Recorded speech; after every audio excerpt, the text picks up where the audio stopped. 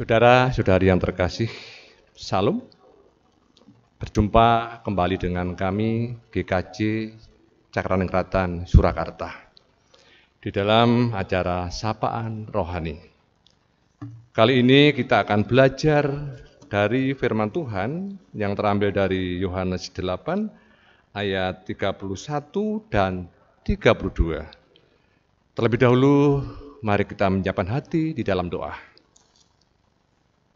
Tuhan yang Maha Baik, Tuhan yang kami kenal dan kami sembah, di dalam nama Tuhan kami Yesus Kristus, terpujilah nama-Mu kekal selamanya. Dengan segenap kerendahan hati, kami mengucapkan terima kasih atas penyertaan Tuhan yang boleh kami rasakan hingga saat ini. Terlebih pada saat ini, Tuhan mengizinkan kami memberi waktu kami untuk membaca dan belajar tentang kebenaran firman-Mu. Terlebih dahulu Tuhan, sucikanlah hati dan pikiran kami, sehingga kami pantas untuk mendengar, membaca, dan merenungkan kebenaran firman-Mu. Berfirmanlah Tuhan, kami bersedia mendengarkannya. Di dalam nama Tuhan kami Yesus Kristus, kami berdoa. Terima kasih Tuhan, haleluya, amin. Yohanes 8 ayat 31 dan 32.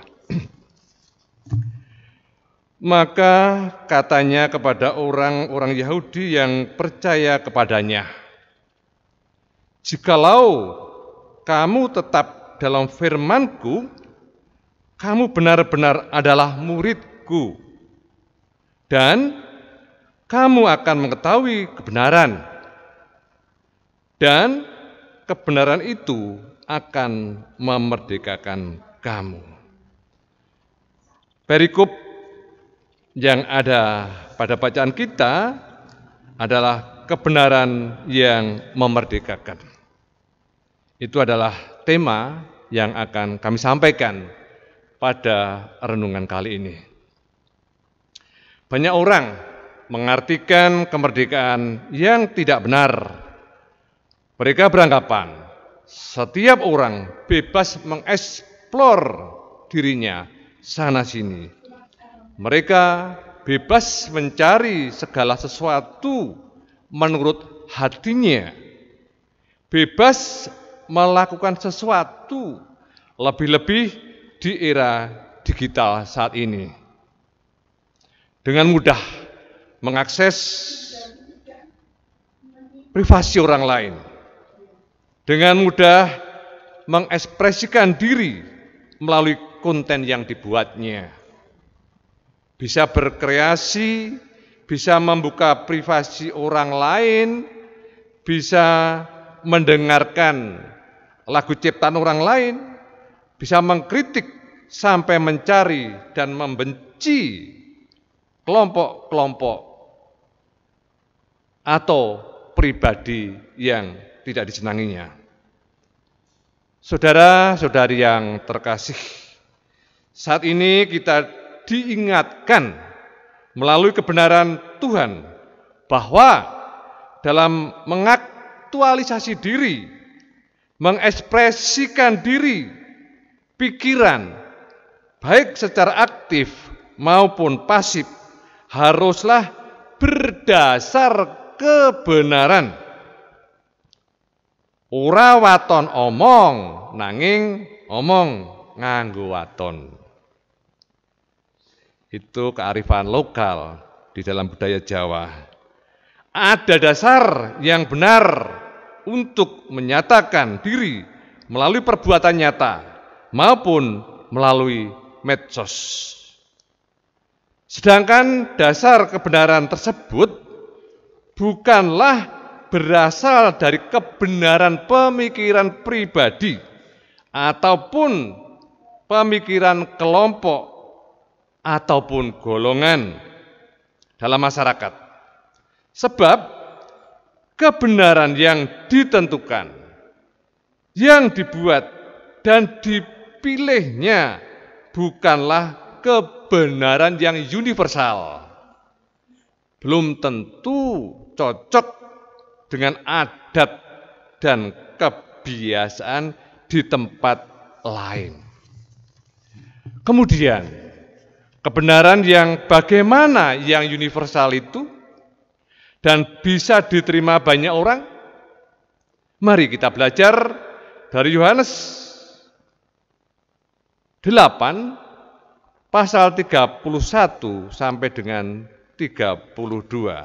Saya bacakan kembali Yohanes 8 pasal 31 dan 32.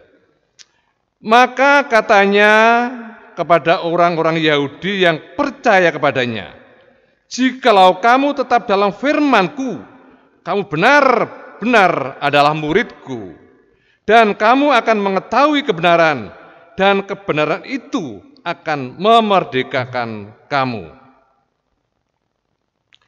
Kalau kita baca, saudara-saudara yang terkasih, kita membacanya secara lengkap dalam satu perikop ini, yaitu pasal 8 ayat 30 sampai dengan 36.